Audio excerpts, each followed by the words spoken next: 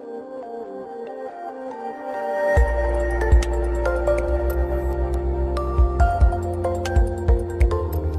Student, आज हम देखेंगे फंक्शन, बल्कि फंक्शन के ग्राफिकल अप्रोच को। जैसा पिछले वीडियो में कहा गया था कि हम लोग जब नेक्स्ट वीडियो में आएंगे तो फंक्शन के ग्राफिकल अप्रोच को देखेंगे। जो भी ग्राफ या जो भी फंक्शन आपके 12th में आते हैं उन सब का ग्राफिकल अप्रोच कैसा होता है, वो कैसे दिखते हैं, उनका डोमेन रेंज कैसे निकाला जा सकता है, तो उसके बारे में आज हम लोग चर्चा इस वीडियो में करेंगे। तो देखिए स्टूडेंट, ये 7 फंक्शन है जिसके बारे में हम बात करेंगे। पहला होगा आइडेंटिटी फंक्शन, दूसरा कांस्टेंट फंक्शन, तीसरा रैशनल फंक्शन, चौथा मॉडुलस, पांचवा आपका साइनम फंक्शन, छठवां ग्रेटेस्ट इंटीजर और सातवां आपका फ्रैक्शन पार्ट। तो आइए एक एक करके सबके बारे में देखते हैं। पहले देखते हैं अपना first function, that is identity function. Student, अब बात करते हैं अपने पहले फंक्शन यानी कि आइडेंटिटी फंक्शन को। तो आइडेंटिटी फंक्शन कैसे होता है, डेफिनेशन क्या बनती है कि a function F mapping from R to R, मतलब रियल नंबर से रियल नंबर में मैप करता हो, given by F x is equals to X, यानी फंक्शन किसके बराबर हो, एक्स के, then it is called identity function. अगर F x is equals to X दिया तो इसी फंक्शन को क्या कहेंगे, आइडेंटिटी फंक्शन। अगर ये आइडेंटिटी फंक्शन है तो फिर इसका ग्राफ कैसा होगा, उसके लिए क्या करेंगे स्टूडेंट, एक बॉक्स बना लेंगे। बॉक्स में हम लोग ऊपर एक्स रखेंगे, नीचे एफ एक्स रखेंगे, और हम एक्स की जो भी पॉसिबल वैल्यू जो हमारे जो फंक्शन को सेटिस्फाइड करती वैल्यू हो, जिन पे फंक्शन डिफाइन हो, उनको रखेंगे। तो हमने एक्स की जगह 0 रखा, एफ एक्स की वैल्यू 0 आएगी, एक्स की जगह 1 रखा, एफ एक्स की वैल्यू 1 आएगी, एक्स की जगह 2 रखा, एफ एक्स की जगह 2 आएगी, फिर -1 रखा, फिर -2 रखा। इस तरह हमारा एक्स और एफ एक्स की वैल्यू आ जाएगी। देन आफ्टर हम चलेंगे अपने ग्राफ पे। ग्राफ पे क्या करेंगे हम लोग कि x axis y axis draw करेंगे। उसके बाद हम लोग एक्स एक्सिस पे एक्स की वैल्यूज को प्लॉट करेंगे और वाई एक्सिस पे जो एफ एक्स की वैल्यूज है उनको प्लॉट करेंगे। तो कैसे प्लॉट करेंगे, प्लॉटिंग ऐसे होगी, जब एक्स की वैल्यू 0 है एफ एक्स भी 0 है, मतलब दोनों 0 हो, ओरिजिन पे चले जाएंगे। जब एक्स की वैल्यू 1 है एफ एक्स की वैल्यू भी 1 है, एक्स पे 1 देखेंगे एफ एक्स पे भी 1, यानी यहाँ मिल जाएगा। उसी तरह एक्स की वैल्यू 2 है, एफ एक्स की वैल्यू भी 2 है, x पे भी 2 देखिए और fx का भी 2 यहाँ मिल जाएगा। उसी तरह x पे -1 fx पे -1, x पर -1 fx पर भी -1 तो यहाँ मिल जाएगा। फिर x पर -2 और fx पर भी -2 यहाँ मिल जाएगा। अब इनको ज्वाइन कर लेंगे, हमको एक स्ट्रेट लाइन मिलेगी। इस तरह हम देखते हैं कि आइडेंटिटी फंक्शन के लिए हमको एक स्ट्रेट लाइन मिलती है जो ओरिजिन से पास करती है। अब बात होती है इनके डोमेन और रेंज की। तो इनका डोमेन क्या होगा और इनका रेंज क्या होगा। तो जैसा आपको बताया गया था पिछली वीडियोस में कि डोमेन x की वो वैल्यू है जो फंक्शन को सेटिस्फाइड करती है या जिसके लिए फंक्शन डिफाइन होता है। तो देखिए इस फंक्शन में x कहां से कहां तक है, तो ये ग्राफ इधर -∞ तक जाएगा और उधर ग्राफ x पर +∞ तक जाएगा। Means that graph -∞ to +∞ vary करेगा, यही x की वैल्यू होगी, यही आपका फिर डोमेन होगा। ग्राफ के x एक्सिस में -∞ टू +∞ वेरी करेगा, यही आपकी x की वैल्यूज होंगी। जो x की वैल्यू वही कहलाता है डोमेन। तो इस हिसाब से आप इसी को कह सकते हैं कि पूरा रियल नंबर ही क्या होगा, डोमेन। रेंज की बात करते हैं तो रेंज क्या था, fx की वैल्यू। तो देखिए fx की वैल्यू कहाँ, fx y पर वेरी करता है, तो फंक्शन y पे कहाँ, नीचे -∞ तक और ऊपर +∞ तक, यानी -∞ से +∞ तक fx भी वेरी करेगा, -∞ से +∞ तक। मीन्स दैट कि जो रेंज होगा वो -∞ टू +∞ होगा, जिसको ही हम लोग कह सकते हैं क्या कि पूरा रियल नंबर ही होगा। मीन्स दैट इसका डोमेन भी रियल नंबर और इसका रेंज भी रियल नंबर। ठीक, तो आप इस तरह ग्राफ देख सकते हैं और ग्राफ की प्लॉटिंग हमेशा इसी तरह की जाएगी। ये थोड़ा आसान तरीका है। ठीक, देखते हैं अपना नेक्स्ट ग्राफ। स्टूडेंट, अब देखते हैं अपना दूसरा ग्राफ जिसको कहते हैं कांस्टेंट फंक्शन। तो कांस्टेंट फंक्शन कैसे डिफाइन होगा, a function F mapping from R to R, मतलब रियल नंबर से रियल नंबर में मैप कर रहा है, given by F x is equals to C. C क्या है यहाँ बताया गया, where C is any real number, कोई रियल नंबर होगा जिसको नंबर लाइन पे हम प्लॉट कर पाए, इज कॉल्ड कांस्टेंट फंक्शन। अगर कोई f x is equals to कोई भी कांस्टेंट दिया है तो उस फंक्शन को कांस्टेंट फंक्शन कहेंगे। जैसे f x is equals to 2 दिया हो, f x is equals to 5 दिया हो, कोई भी ऐसा कांस्टेंट है उस फंक्शन को क्या कहेंगे, कांस्टेंट फंक्शन कहेंगे। तो F x is equals to C था, तो ग्राफ की प्लॉटिंग के लिए हमने क्या किया, लेट कर लिया, एफ एक्स सी की वैल्यू 2 मान लिया, ये जरूरी नहीं कि आप 2 माने, आप कुछ भी 2, 3, 5 फ्रैक्शनल मानना चाहे फ्रैक्शनल कुछ भी आप मान सकते हैं। तो मैंने क्या किया 2 मान लिया, तो f(x) = क्या हो गया 2। अब सिर्फ 2 है तो ग्राफ कैसे प्लॉट करेंगे, ग्राफ के लिए तो 2 वेरिएबल चाहिए, तो इस 2 को मैंने ऐसे 0x का मतलब 0 हो गया, अब +2 को अलग से ऐड कर दिया। अब मैंने क्या किया पिछले ग्राफ की तरह एक बॉक्स बनाया, उसमें x की वैल्यू 0 रखा तो f(x) तो 2 ही आएगा, x की वैल्यू 1 रखा तो ये तो 0 हो जाएगा, f(x) की वैल्यू 2 ही आएगी, फिर 2 रखा फिर f(x) 2 आया, फिर -1x क्या रखा f(x) 2 ही आएगा, -2 रखेंगे तब भी x की वैल्यू 2 ही आएगी, यानी ये हमारा टेबल बन जाए। अब इसी टेबल को हम उठा के ग्राफ पे प्लॉट करेंगे, x और y एक्स बना के ऑरिजिन दिखाएंगे, अपना पॉइंट वगैरह मार्क करेंगे। अब क्या x पर 0 और f(x) पर 2, x पर तो 0 लेकिन f(x) पर कितना 2, यहाँ चले जाएंगे, x पर 1 f(x) पे कितना 2, x पर आपका 2 f(x) पे कितना 2, उतना ही, इधर x पर -1 और f(x) पे कितना 2, x पर -1 देखिए f(x) पर 2। अब इनको ज्वाइन करेंगे हमको एक सीधी लाइन मिल जाएगी और ये होगा कांस्टेंट फंक्शन का ग्राफ। यानी एक बात समझिए, अगर ये कांस्टेंट फंक्शन हुआ तो ये एक ऐसा ग्राफ देगा जो x एक्सिस के पैरेलल लाइन होगी। ठीक, अब बात करते हैं इसके डोमेन और रेंज की। तो जब बात डोमेन की होगी और रेंज की, तो डोमेन किसको कहते थे, वो वैल्यू x की वो वैल्यू जिसके लिए फंक्शन आपका डिफाइंड हो या जो फंक्शन को सेटिस्फाइड करती हो। तो x की या कौन से देखिए ग्राफ इधर x पर -∞ तक जाएगा और उधर +∞ तक, यानी x की वैल्यू -∞ टू +∞ टू +∞, यानी वही बात पिछले ग्राफ की तरह ये भी क्या रहेगा रियल नंबर रहेगा। और जब बात रेंज की करते हैं तो रेंज की क्या वैल्यू होती है, जो f(x) की वैल्यू है वो रेंज कहलाती है।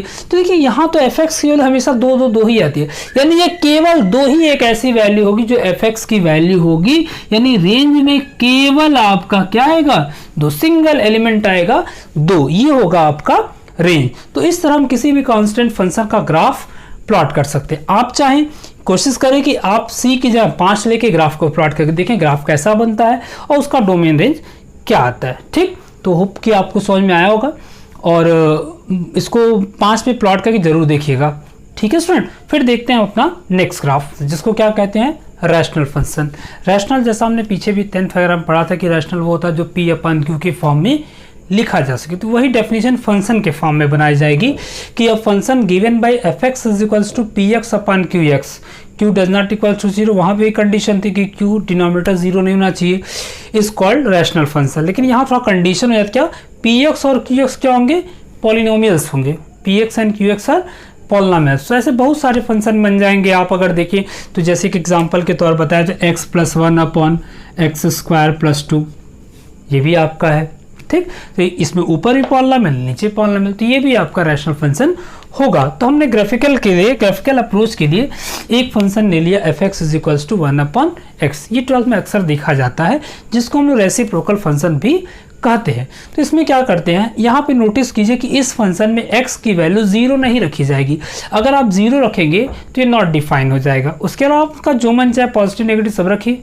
ठीक, तो उसके लिए हमने वही काम किया, बॉक्स बनाया और x की वैल्यू 1 से स्टार्ट की, 1 रखा, x की 1 रखा तो 1 आएगा, फिर 2 रखा तो 1/2 है ना, 1/2 कितना होता है 0.5, फिर 4 रखा, फिर 5 रखा, फिर 6 रखा, जो भी आपकी इच्छा करे वो सब रखिए आप। लेकिन मैंने क्या किया, मैंने 1 रखा, 2 रखा, 4 रखा, उसके बाद 0.25 रखा, 0.5 रखा, -1, -2, -4, -0.25 और -0.5। एक्चुअल में आप क्या किए, थोड़ा सा यहाँ चला के देखा ग्राफिक, अगर ग्राफ आपको बनाना है तो, क्योंकि ये फ्रैक्शन है तो ऐसे ही नंबर रखिए जिनका डेसिमल कन्वर्जन हो जाए। जैसे बच्चा कैसे 3 रखिए, डेफिनेट 3 रख देंगे, लेकिन 1/3 का फिर डेसिमल प्रॉब्लम करेगा। हालांकि प्लॉटिंग उसकी भी होती है लेकिन आपके थोड़ा प्रॉब्लम हो जाएगी, तो आप थोड़ा समझदारी दिखाइए, उन्हीं नंबर्स को यहाँ रखिए जिनसे ये कोई वैल्यू दे दे, यानी कट जाए, यानी कि ये रिमूव हो जाए, फ्रैक्शनल फॉर्म ना बचे।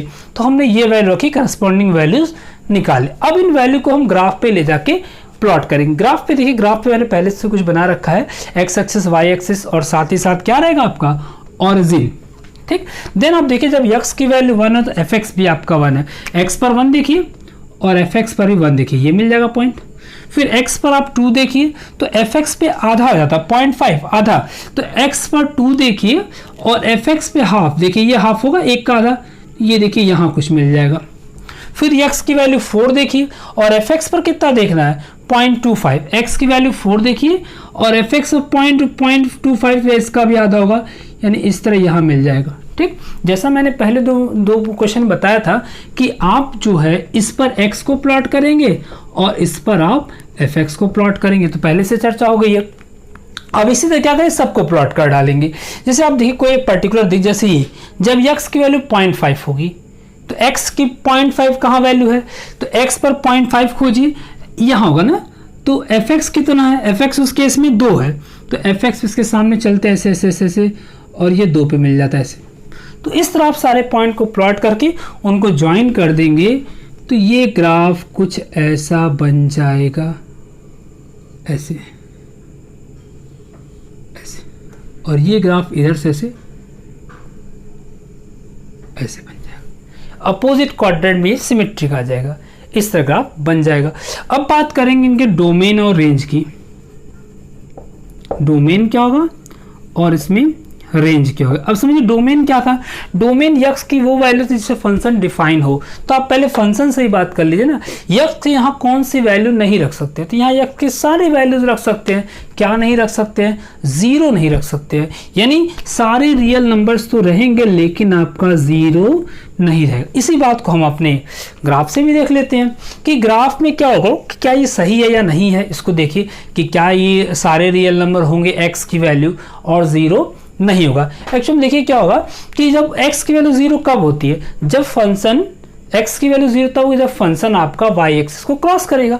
ये फंक्शन ऊपर बढ़ता जाएगा, y एक्सिस के करीब तो जाएगा लेकिन y को छुएगा नहीं। जब तक y को क्रॉस नहीं करेगा तब तक x की वैल्यू 0 होगी नहीं। उसी सेम कंडीशन इधर भी है, x के y के करीब तो जाएगा पर छुएगा नहीं, यानी x की वैल्यू 0 नहीं। बाकी सब कुछ उधर इनफाइनाइट तक x की वैल्यू आपको मिलेगी, इधर भी माइनस इनफाइनाइट तक मिलेगी, यानी minus infinite two plus infinite मिलेगी, सिर्फ 0 नहीं मिलेगा। सेम केस आपका y के साथ भी, यानी एफ एक्स के साथ भी y एक्सिस पे सारी वैल्यूज मिलेगी, उधर प्लस इनफाइनाइट नीचे माइनस इनफाइनाइट, बस y पे क्या नहीं मिलेगा, 0। क्यों, क्योंकि ग्राफ आपका x एक्सिस को क्रॉस नहीं करेगा, यानी सेम रेंज बनेगा r लेकिन इसमें भी 0 नहीं रहेगा। इसको एक तरीके से और समझ सकते हैं कि f x is equals to 1/x दिया है, अगर x निकाले तो क्या हो जाएगा 1/fx। यहाँ समझ जाएंगे आप कि एफ एक्स की वैल्यू सब कुछ होगी लेकिन 0 नहीं होगी। ठीक, तो इस तरह आप देखेंगे कि आप इस फंक्शन का ग्राफ भी देख सकते हैं और डोमेन रेंज भी निकाल सकते हैं। ठीक, तो होप आपको समझ में आ रहा होगा। ठीक, अब हम चलते हैं अपने नेक्स्ट फंक्शन की तरफ। स्टूडेंट अब हम देखते हैं अपना चौथा फंक्शन जिसको कहते हैं मॉडुलस फंक्शन। मॉडुलस फंक्शन क्या होता है, ये थोड़ा आपके लिए नया होगा।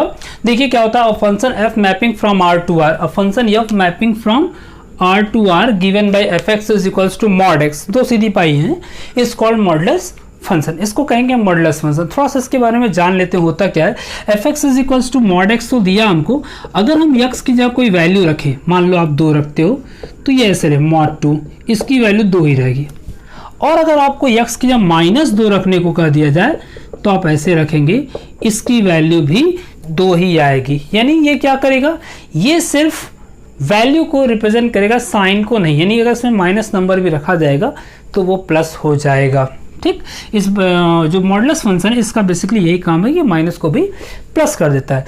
जैसे पिछले फंक्शंस का हमने प्लॉटिंग की ग्राफ, उसी तरह same pattern f x is equal to mod x के लिए हमने एक टेबल बनाया, एक्स की वैल्यू 0 रखा, 0 पे 0, 1 पे 1, 2 पे 2, लेकिन जब -1 रखा तो +1, -2 रखा तो +2, ये वैल्यूज आ जाती है। अब इन वैल्यू को लेके चलेंगे ग्राफ पे। ग्राफ पे देखिए x axis y axis origin mention है, इधर हम लोग को एक्स प्लॉट करना था और इधर हम लोग को एफ एक्स प्लॉट करना था। जब x की वैल्यू 0 है तो एफ एक्स भी 0 है, मतलब ओरिजिन की बात हो रही है। जब x की वैल्यू 1 है तो एफ एक्स भी हमारा कितना है 1, तो x पर 1 देखेंगे और एफ एक्स पे भी 1 देखेंगे ऐसे। जब x की वैल्यू 2 है तो एफ एक्स भी आपका 2 है, x पर 2 देखेंगे और एफ एक्स पे भी 2 देखेंगे, देखिए ऐसे ये मिलेगा आपको। उसी तरह -1, जब x पर -1 तो एफ एक्स पर +1, इधर -1 यहाँ +1, x पर -2 एफ एक्स पर +2, ये -2 इधर देखते हैं और एफ एक्स पे +2। अब इनको ज्वाइन कर लेते हैं। जब हम ज्वाइन करेंगे हमको ऐसे V के शेप में ये ग्राफ मिल जाएगा हमको।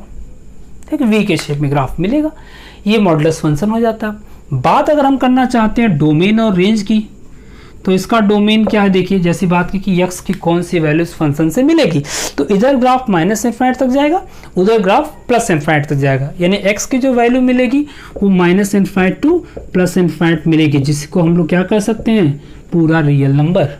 लेकिन अगर रेंज की बात करें तो रेंज कहाँ से कहाँ तक मिलता है, रेंज की क्या वैल्यू थी, जो fx की वैल्यू वो रेंज है। देखिए fx कहाँ से कहाँ तक मिल रहा है, fx तो 0 से ऊपर ही मिल रहा है, मतलब केवल पॉजिटिव डायरेक्शन में, यानी fx मिलेगा 0 से इन्फिनाइट तक।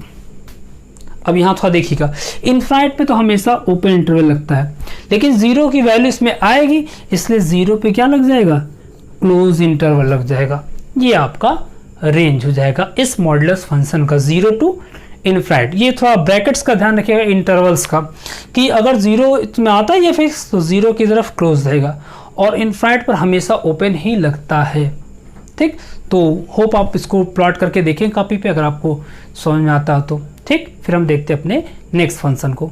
स्टूडेंट अब हम देखते हैं अपना फिफ्थ फंक्शन, जिसको क्या कहते हैं, साइनम फंक्शन। सिग्नम भी कुछ लोग पढ़ते हैं, साइनम भी पढ़ सकते हैं। तो इसका क्या डेफिनेशन है, a function given by F x equals to mod x upon x. दो कंडीशन दी है, एक तो mod x upon x when x does not equals to 0, दूसरा 0 when x is equals to 0। ये दो पार्ट्स आपको दिए गए। इसी फंक्शन को हम लोग ऐसे भी समझ सकते हैं, 0 1 -1 0 कब होगा, जब 1 0 -1 1 कब होगा, जब x की वैल्यू 0 से बड़ी कुछ भी हो सकती है वैल्यू। 0 कब होगा, जब x की वैल्यू 0, और -1 कब आएगा, जब x की वैल्यू लेस देन 0 होगी। तो इसी को हम लोग प्लॉट करके देखेंगे साइनम का ग्राफ कैसा होता है।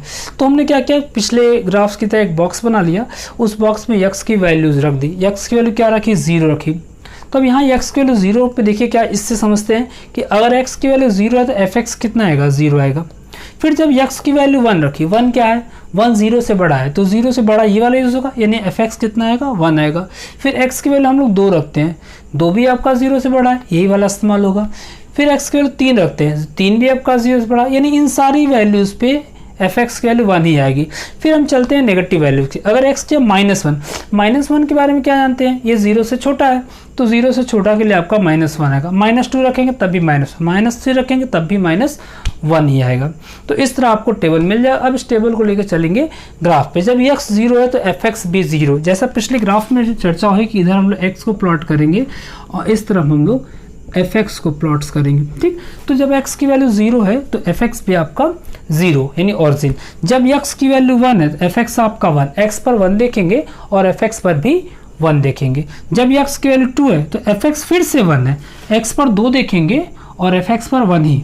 जब x की वैल्यू 3 है तो fx फिर से 1, x पर 3 देखेंगे और fx भी आपका 1 ही रहेगा। फिर x की वैल्यू जब -1 आई, x की वैल्यू -1 आई तो fx कितना आया, -1 पे -1, ऐसे x पर -1, इस पर ही -1।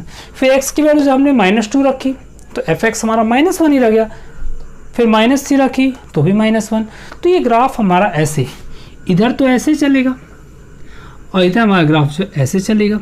लेकिन थोड़ा यहाँ समझने वाली बात है कि जब हम इनके बीच की बात करें, अगर हम यहाँ आते हैं तो ये समझ ले कि यहाँ पे ग्राफ की क्या पोजीशन होगी। मान लेते हैं ये आपका 0.5 के सामने है, 0.5 के सामने, तो 0.5 क्या है, 0 से बड़ा, यानी यहाँ पे x की वैल्यू भी 1 ही होगी। यानी हम जैसे जैसे कम करते आएंगे, जैसे हम यहाँ पे देखें तो ये कितना x की वैल्यू है कि यहाँ पे जो भी x की वैल्यू होगी लेकिन 0 से ज़्यादा होगी, यानी यहाँ पे भी 1 ही मिलेगा। इससे देखेंगे ग्राफ धीरे धीरे इधर y एक्सिस की तरफ मूव करेगा। लेकिन इसमें जैसे ही आपका x 0 होगा, जैसे ही x आपका 0 होगा fx भी फिर से क्या हो जाएगा, 0। तो इसकी जो कंडीशन बनती है देखिए वो ऐसे बनती है, यहाँ पे 1 के पास आपका एक सर्कल करेंगे और ऐसे ग्राफ ऐसे दिखाएंगे। इसका मतलब क्या हुआ कि ये ग्राफ y एक्सिस की तरफ आएगा, लेकिन y एक्सिस को टच, जैसे ही y एक्सिस को टच करेगा वो ओरिजिन पे आ जाएगा। ठीक, सेम कंडीशन यहाँ पे, ये ग्राफ जो है इस तरफ बढ़ेगा लेकिन -1 नहीं हो, क्या होगा, -1 पे ये सर्किल हो जाएगा। तो ग्राफ इस तरह बनेगा। ग्राफ को अगर इस तरह देखिए ग्राफ फिगर में, तो ग्राफ आपका यहाँ पे ऐसे होगा, इधर चलेगा, यहाँ पे ऐसे होगा, इधर चलेगा, और ये बीच में भी क्या रहेगा, डॉट रहेगी। ठीक, तो इस तरह आप साइनम फंक्शन का ग्राफ बना सकते हैं। बाद में चर्चा होगी डोमेन की। तो डोमेन क्या था, यक्स की वैल्यूज, तो देखिए इसमें यक्स की वैल्यू क्या है, इधर माइनस इनफाइनाइट से आते हैं, यहाँ पे फिर 0 यहाँ मिल जाएगा, इधर प्लस इनफाइनाइट, यानी एक्स की वैल्यू जो मिलेगी minus infinite two plus infinite मिलेगी, इसी को हम लोग क्या कहते हैं, पूरा रियल नंबर, यानी यक्स की value minus infinite two plus infinite हो जाएगी। लेकिन जब रेंज की बात करेंगे तो रेंज क्या होगा, रेंज तो हम लोगों ने कहा था कि रेंज तो एफ एक्स की वैल्यू, यहाँ से देख लिया एफ एक्स की वैल्यू क्या है, एफ एक्स के 3 वैल्यू है, एक तो है -1, दूसरी है 0 और तीसरी है, इनके अलावा कोई भी एफ एक्स की वैल्यू आपको नहीं मिलेगी, यानी यही आपका रेंज हो जाएगा। इस तरह आप सिग्नम फंक्शन के ग्राफ को समझ पाएंगे और वहाँ से उसका डोमेन रेंज भी निकाल पाएंगे। अब हम चलेंगे अपने नेक्स्ट फंक्शन की तरफ। स्टूडेंट अब हम देखते हैं अपना छठा फंक्शन, जिसको क्या कहते हैं, ग्रेटेस्ट इंटीजर फंक्शन। ये भी आपके लिए थोड़ा नया होगा, इसको भी थोड़ा समझें, इसकी वैल्यूज वगैरह कैसे निकाली जाती है।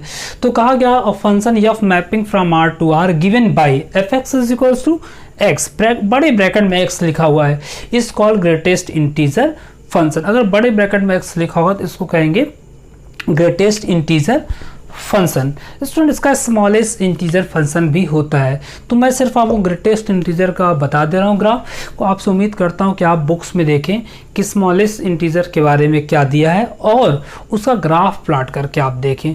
तो आते हैं अपने क्वेश्चन, अपने इस टॉपिक पे। तो थोड़ा ये समझते हैं इसका क्या मतलब है। ग्रेटेस्ट इंटीजर का मतलब कि अगर इसमें कोई डेसिमल नंबर आएगा, कोई भी नंबर, तो इसकी जो वैल्यू होगी इसका लोअर इंटीजर होगा, इससे छोटा इंटीजर क्या होगा, 2 होगा। सपोज कि ये 2.9 है, तो अब इसका इससे छोटा 2.9 से छोटा इंटीजर क्या है, डेफिनेटली वो अगेन 2 है, ठीक। तो इसका, लेकिन अगर इसमें कोई इंटीजर आ जाएगा तो वैल्यू वही रहेगी। इंटीजर के केस में आप छोटा मत कर दीजिएगा।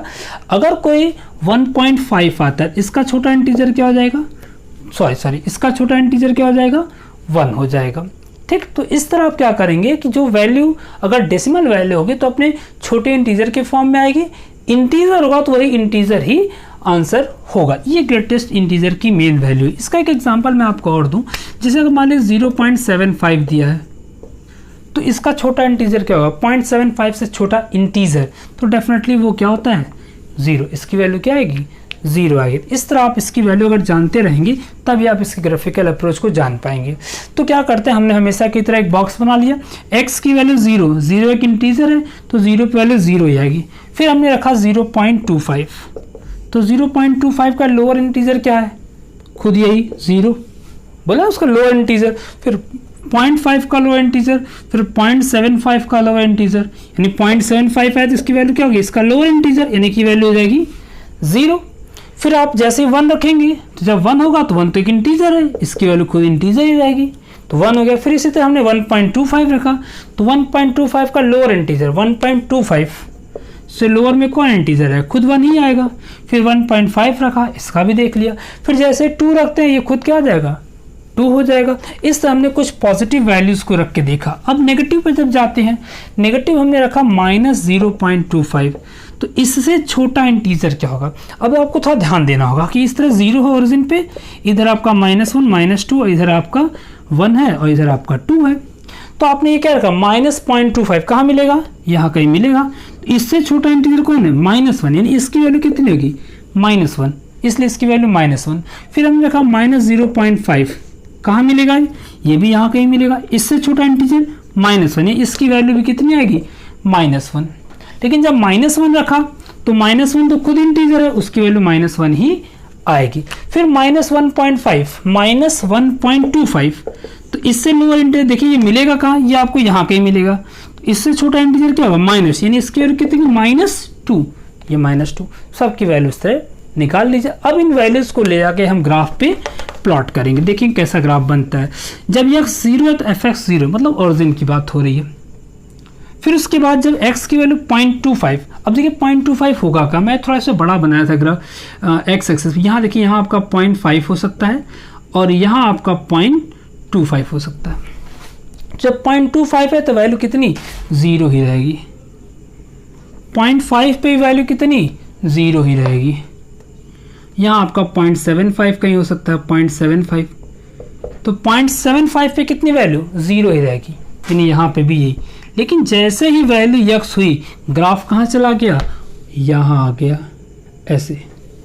फिर जब 1.25, अब देखिए 1.25 देखिए इसमें बांटिए इसको, या तो ये आपका 1.5 होगा, ये आपका 1.25 और ये आपका 1.75, भाई 4 पार्ट्स में डिवाइड कर लेंगे। तो जब 1.25 है तो वैल्यू कितनी है 1, यानी इसके केस में वैल्यू यहाँ चली जाएगी। 1.5 के केस में वैल्यू कितनी है 1, इस तरह से। लेकिन जैसे ही ये वैल्यू 2 रखी जाएगी, ये फंक्शन आपका कहाँ चला जाएगा 2 पर, यानी अगर 2 के केस में फिर हमारा यहाँ चला जाएगा। तो इस तरह देखिए ग्राफ आपका ऐसे मिलेगा, ये ऐसे बढ़ता जाएगा इधर की, और लेकिन 1 नहीं होगा, जैसे ही ये 1 होगा ये यहाँ चला जाएगा। तो कैसे दिखाएंगे, यहाँ 1 पे क्या करेंगे, एक सर्किल कर देंगे कि ये यहाँ से लेके 1 तक है, और फिर 1 के बाद फिर इधर चलेगा, ठीक। और जैसे ही ये 2 पर पहुँचेगा तो 2 पे सर्किल, फिर ये ऊपर, ये पॉजिटिव साइड में। नेगेटिव की तरफ आते हैं और देखते हैं 0.25, देखिए इसमें वही कहानी कि समझ लीजिए कहाँ है, यहाँ आपका -0.5, यहाँ आपका -0.25। तो 25 पे वैल्यू कितनी है माइनस, यानी यहाँ आ जाएगी -1। फिर कितना आ जाएगा -0.5 पे भी -1, यानी यहाँ पे भी आपका -1, ठीक।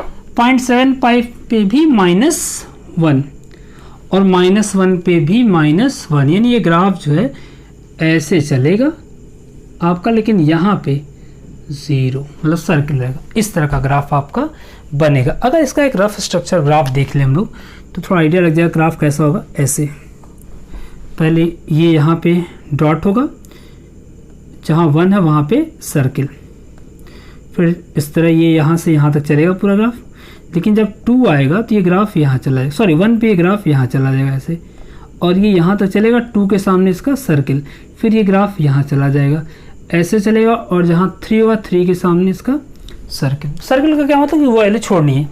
उसी तरह नीचे जब आपका -1 आएगा तो यहाँ डॉट रहेगा, और ऐसे -1 के पास क्या रहेगा इसका सर्किल। फिर जब -2 आएगा तो यहाँ डॉट रहेगा और -1 के पास सर्किल, ठीक।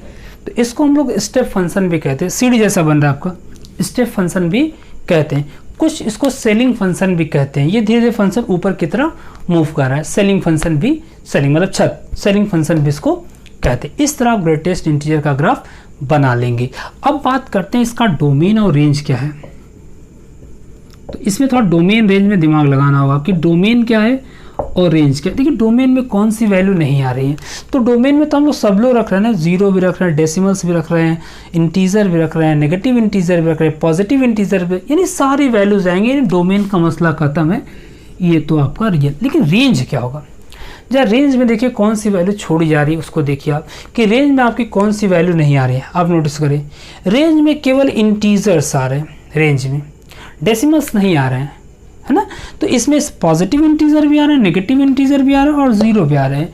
तो सारे इंटीजर, इंटीजर का सेट क्या होता है Z, ठीक। इंटीजर आप नहीं जानते सिंबल तो लिख दिए सेट ऑफ इंटीजर Z। अगर आप नहीं जानते हैं तो फिर आप यहाँ लिख दें सेट ऑफ इंटीजर्स, ठीक। ये आपका बन जाएगा, क्या बन जाएगा, ये ग्रेटेस्ट इंटीजर फंक्शन, ठीक है। तो होप आपको समझ में आ रहा है। आप इसको ग्राफ पे प्लॉट करके जरूर देखें, तभी आप समझ पाएंगे कि ये ग्राफ कैसा बनता है और कैसा दिखता है, ठीक। स्टूडेंट अब हम देखेंगे अपना 7वां फंक्शन, जिसको कहेंगे फ्रैक्शनल पार्ट फंक्शन। ये भी आपके लिए थोड़ा नया है।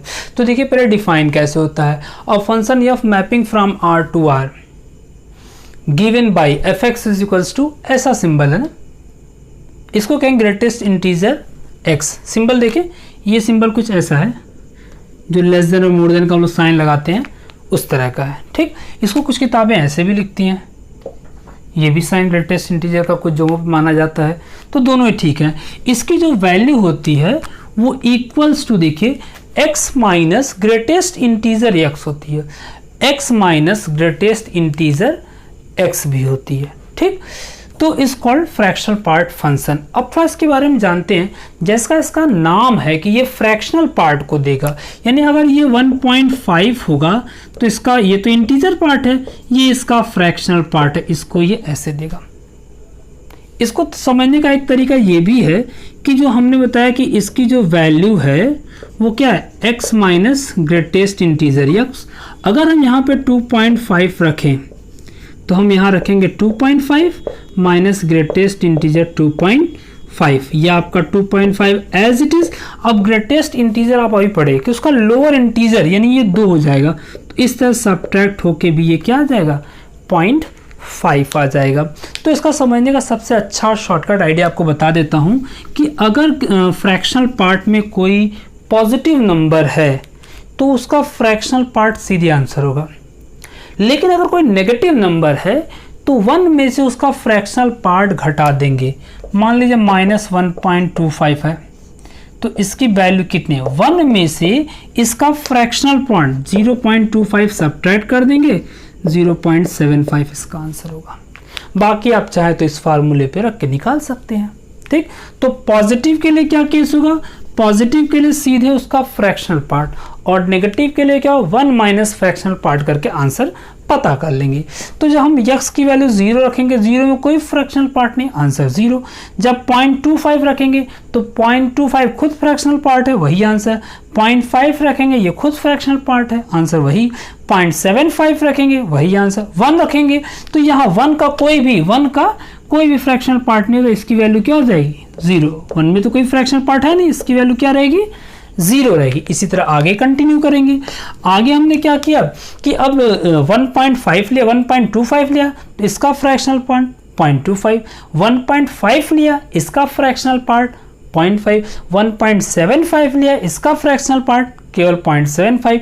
ये पॉजिटिव। नेगेटिव में फिर कुछ हमने नंबर्स लिए, -0.25, तो मैंने कहा कि जब माइनस आएगा तो 1 माइनस उसका फ्रैक्शनल पार्ट करेगा, तो 1 माइनस इसका फ्रैक्शनल पार्ट कितना है 0.25 घट जाएगा, 0.75 आ जाएगा, रख दीजिए। इसको वही 1 माइनस इसका फ्रैक्शनल पार्ट, 1 माइनस इसका फ्रैक्शनल पार्ट कितना है 0.5 घट जाएगा, 0.5 ही आएगा। इससे सबकी वैल्यूज निकालें। जब आप -1 रखेंगे तो -1 तो इंटीजर है, उसका कोई फ्रैक्शनल पार्ट नहीं होगा। अब इनकी प्लॉटिंग करेंगे। जब x की वैल्यू 0 है तो fx भी 0। पिछले क्वेश्चन में चर्चा हो चुकी कि इधर x रहेगा और इधर हमारा कौन रहेगा fx। x पे 0 तो fx भी 0। यहाँ 0.25 होने में 0.25 यानी कहाँ देखिए, ये जैसे पिछले क्वेश्चन में चर्चा हुई कि ये आपका 0.5 हो जाए, ये आपका 0.25 और ये आपका 0.75। उसी तरह यहाँ ये आपका 0.5, ये आपका 0.25, ये आपका भाई 4 पार्ट में डिवाइड कर लीजिएगा। जब 0.5 तो 0.5 यानी यहाँ पे मिल जाएगा आपको। फिर यहाँ देखिए 0.5 पे 0.5 यानी आपका थोड़ा ऊपर मिल जाएगा ऐसे। 0.75 पे 0.75, 0.75 पे पॉइंट यानी यहाँ मिल जाएगा। लेकिन जैसे ही x की वैल्यू 1 होगी fx वापस कहाँ जाएगा 0 आ जाएगा ऐसे। फिर क्या होगा, फिर आप 1.25, अब ये कहाँ मिलेगा इसको भी खोजिए। ये देखिए इसके भी 4 पार्ट कर लेते हैं हम लोग। ये आपका 1.5, ये आपका 1.25, ये आपका 1.75 रहेगा। ठीक, तो 1.25 पे वैल्यू 0.25 यानी यहाँ पे वैल्यू फिर से ये 25 के सामने ऐसे मिलेगा। फिर 1.5 पे कितना आ रहा है 0.5 यानी 0.5 कहाँ मिल जाएगा, इसके सामने यहाँ मिल जाएगा ऐसे। 0.75 पे 1.75 पे 0.75 यानी आपको ये ऐसे मिल जाएगा 0.75। और जैसे 2 रखेंगे 2 का कोई फिर वो 0 हो जाएगा। यानी ये ग्राफ ऐसे मिलेगा आपको, यहाँ से ऐसे जाएगा और जैसे ये 1 होगा 1 नहीं बल्कि 0, फिर ये यहाँ से ऐसे जाएगा और जैसे ही आपका ये 2 पर पहुँचेगा फिर से वापस 0। इस तरह का ये ग्राफ बनेगा।